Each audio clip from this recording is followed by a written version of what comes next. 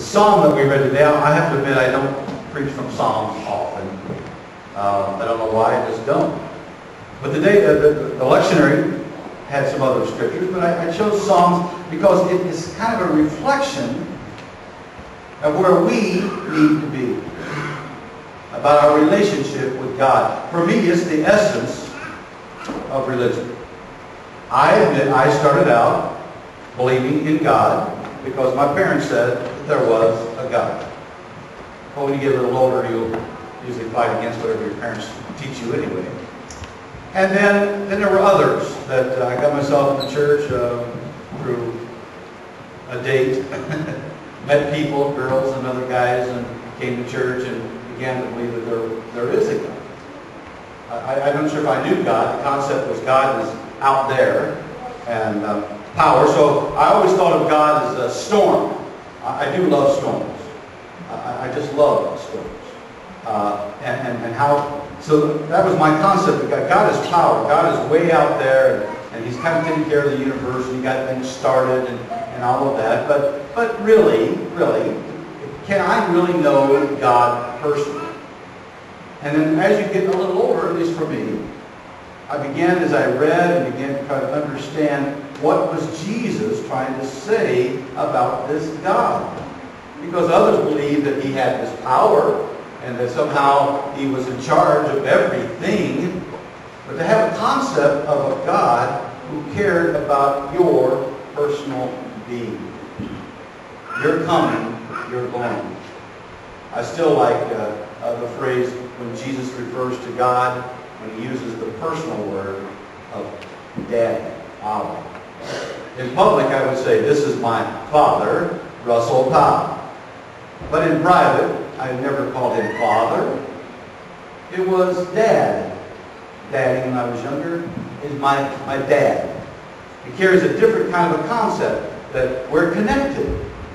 He in part gave me life. I respect Him. He's giving me some values. And so I understood them as Jesus began to say, this is the God that I have come from. This is the God I'm trying to tell you about. A personal, living reality. And so the psalmist says, you know my thoughts. You know my being. You know the words even before they come out of my mouth. How amazing this intimate relationship between God and we human creatures. I could try to flee away from you. I can try to go to the far ends of the earth because I don't want to have anything to do with you, with church and religion and the God that my mom and dad may have talked about. I'm going to be on my own. I don't know if I even want to believe. And the psalmist says, even there, and you find me, and you are with me.